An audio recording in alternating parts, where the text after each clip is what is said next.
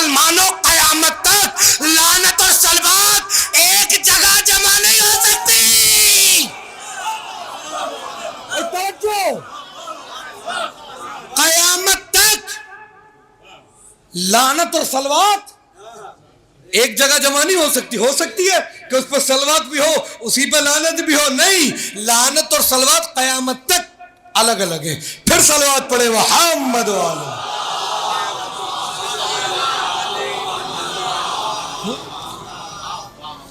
توجہ. تو میں اپنی گفتگو کی طرف آتا ہوں. بات کہاں سے کہاں چلی جائے گی. تو میں نے کہا دونوں کا نور ہے برابر. علم نبی نہ سمجھو تو علم علی سمجھ لینا, علم علی سمجھ میں نہ آئے تو علم نبی سمجھ لینا.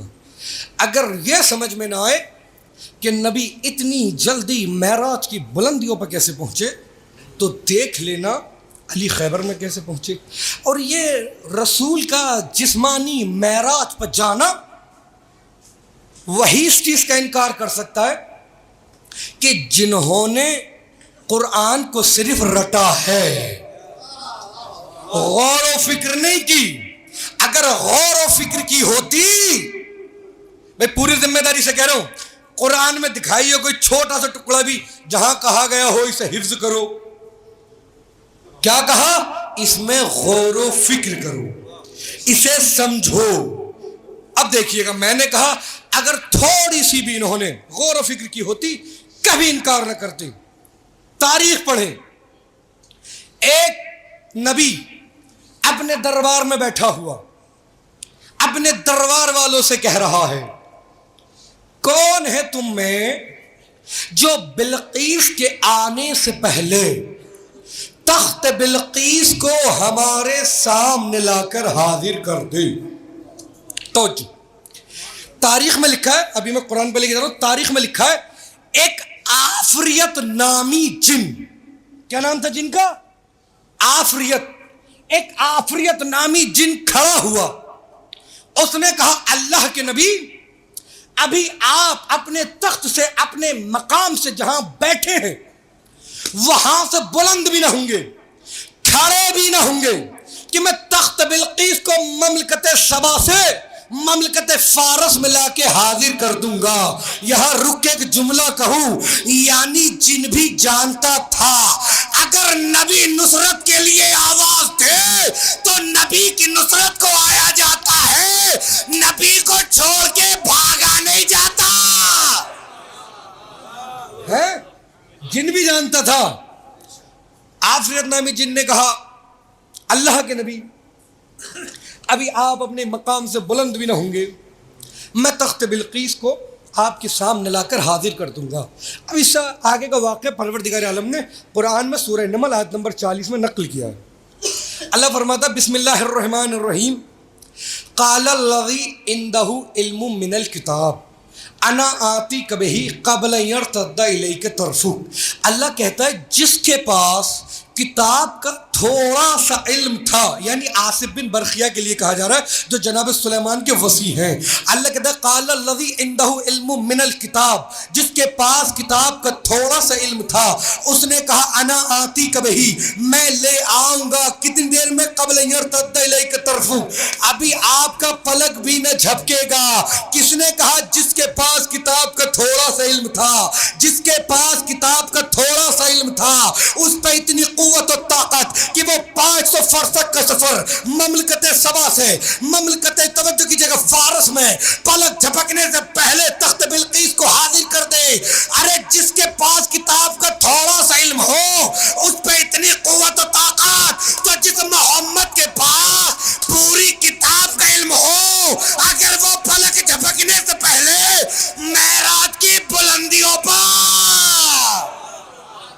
ہے بھائی, جس کے پاس پوری کتاب کا علم ہو اگر وہ پلک جھپکنے سے پہلے معراج کی بلندیوں پر چلا جائے تو حیرت کی کیا بات کہ بھائی وہ تو سوتے میں گئے تھے, روح گئی تھی, جسم تھوڑی گیا تھا.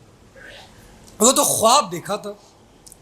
ایک اور نبی نے خواب دیکھا کہ میرے لال اسماعیل ہم نے خواب دیکھا ہم تمہارے گلے پر چھری چلا رہے ہیں. کہ بابا یہ حکم خدا ہے. دوسرے دن پھر خواب دیکھا کہ بابا یہ حکم خدا ہے. تیسرے دن پھر خواب دیکھا کہ بابا یہ حکم خدا ہے. اب چوتھے دن ابراہیم اسماعیل کو لے کر چلے. جاگتے میں چلے کہ سوتے میں؟ کہ بھئی جاگتے میں چلے. اور جب چلے تو بیوی نے پوچھا کہاں جا رہے ہیں؟ کہ دوست کے یہاں دعوت پا. اور چلے کس طریقے سے؟ ہاتھوں میں رسی لی، چھری لی، پٹی لی. اور جب چلے، بہت مشہور ہے نا، سبھی نے سنا ہے کہ ابلیس فوراً پہنچا. جو لوگ حج کرنے گئے وہ جانتے ہیں نا. ابلیس فوراً پہنچا جناب ہاجرہ کے پاس. کیا کہا؟ نکلو، تمہارے شوہر تمہارے بیٹے کو دعوت پہ لے کے نہیں گئے بلکہ قتل کرنے کے لیے لے کر گئے ہیں.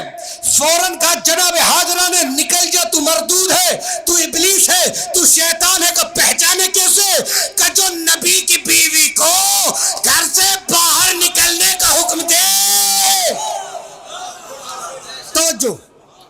اب چلے جناب ابراہیم، ایک مقام پر پہنچے. جناب اسماعیل کی آنکھوں پر پٹی باندھی، ہاتھوں پر رسی باندھی، چھری لی. جناب اسماعیل نے کہا کہ بابا آپ بھی اپنی آنکھوں پر پٹی باندھ لیجئے، کیونکہ ظاہر ہے بڑا بیٹے سے بڑی محبت ہے، چھوٹے سے ہوتی ہے زیادہ، ہے بڑے سے زیادہ ہوتی ہے. اور پھر بہت وقت کے بعد آپ جانتے ہیں نا کہ پہلی شادی جناب سارہ سے ہوئی تھی جناب ابراہیم کی. ان کے یہاں اولاد کی ولادت نہیں ہو رہی تھی، بعد میں جناب اسحاق ہوئے. توجہ کیجیے. انہوں نے بھی باندھی. کہتے اب یہاں سے اب جو میں پڑھ رہا ہوں 1 منٹ کا، یہ خطیب الایمان شیر ہندوستان، میں انہیں اپنا استاد مانتا ہوں، ان کے جملے. اب بلایا کس طریقے سے؟ معراج پہ. اب اپنا میٹر پڑھ رہا ہوں، سنیے گا. بلایا کس طریقے سے معراج پہ؟ جبرائیل کو بھیجا. جبرائیل جاؤ ہمارے حبیب کو لے کر آؤ. جبرائیل چلے. جب چلے، توجہ، جب چلے تو حجرہ رسول میں پہنچے. رسول اس وقت سو رہے تھے. جبرائیل نے کہا بار الہ، سرکار تو سو رہے ہیں. آواز قدرت آئی، جبرائیل ہم نے تمہارے یہ رخسارے، یہ گال کس چیز کے بنائے ہیں؟ کہ کافور جنت کے، کہ اسی رات کے لیے تو بنائے تھے. اپنے گالوں کو ہمارے حبیب کے تالوے سے مس کرو. ارے نہیں پہنچے آپ. اپنے گالوں کو ہمارے حبیب کے تالوے سے مس کرو. یہ ہے آقا. توجہ، استاد اور غلام. غلام وہ کہ جس کے رخسارے حبیب کے تالوے سے مس ہو. استاد وہ جو دوش رسالت پائے. بھائی